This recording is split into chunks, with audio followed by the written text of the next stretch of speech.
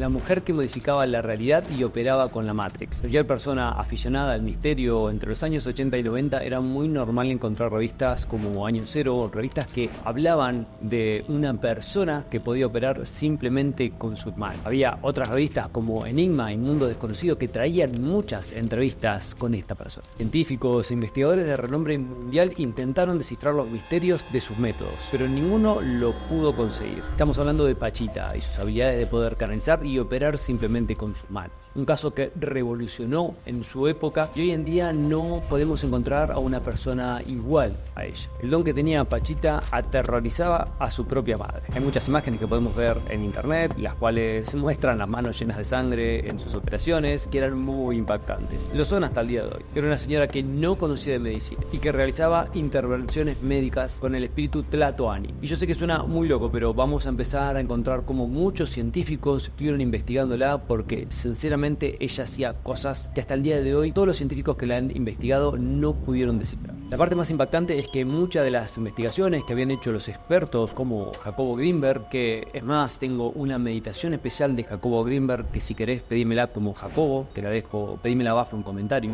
y otros investigadores como Salvador Eliseo en España, trataban de entender qué era lo que hacía y cómo era que lograba las hazañas que producía en esa época. Estaba toda la evidencia y estaban todas las bases como para poder considerar que era un caso real, pero como decía anteriormente, no se ha vuelto a producir un fenómeno como el de Pachita. Si bien hoy en día en mis capacitaciones me encuentro con personas que tienen capacidades que son extraordinarias y ya me estoy encontrando con dos personas que tienen capacidades relativamente similares, no al extremo de lo que hacía Pachita, pero sí similares, ya que ella tenía la capacidad de poder extirpar un cáncer o poder realizar un trasplante solo utilizando las manos y un cuchillo de cocina y ningún tipo de anestesia. Supe de Pachita hace unos 10 años atrás, pero una de las personas que hizo mi capacitación tenía un familiar que había conocido a Pachita por medio de su madre. Pachita había curado a su madre y le habían diagnosticado de diabetes. Una vecina le habló de Pachita y su madre fue y ahí es donde sanó. En aquellos años esta persona tenía aproximadamente 20 años y comentaba que la señora sanaba a través de cirugías psíquicas y plantas medicinales. También comentaba que era muy impactante verla porque parecía como que abría parte del cuerpo, se veía sangre, pero después estaba todo cerrado. Y yo en esa época también había encontrado varios videos que hablaban de este tipo de estafas, de cómo había personas que hacían estas supuestas operaciones que nunca hacían. No vamos a entrar en ese tema ya que el caso de Pachita sinceramente fue muy investigado y no tengo nada para decir. Jacobo Grinberg y Jodorowsky fueron testigos de la materialización de los órganos en su mano, lo cual tanto al día de hoy como en ese entonces eran fenómenos inexplicables. Pachita cuando era niña veía a la gente y decía: mira mamá, estas personas van a morir. Obviamente las personas que estaban enfermas y escuchaban a un niño decir esto no era algo agradable y no querían al niño. Pachita fue adoptada por un tal Charles, un africano antillano que trabajaba en un circo. Este misterioso hombre decidió llevar a Pachita con él y estuvo mucho tiempo viviendo en el circo. Este africano le enseñó muchas cosas: a meditar, a curar, cómo manejar sus manos. Le enseñó todas las artes del manejo de plantas y cómo trabajar en estados no ordinarios de conciencia. Charles le enseñó a Pachita a utilizar y practicar su increíble habilidad. Pachita aseguraba tener la capacidad de sanar a cualquier tipo de enfermedad con el empleo de sus manos y un cuchillo. ¿Cómo puede ser posible? ¿Realmente los cirujanos psíquicos son capaces de operar sin tener ningún conocimiento médico? Tras el fallecimiento, Pachita dejó un halo de misterio a través de su muerte, ya que ha trabajado con muchísimas personas, estuvo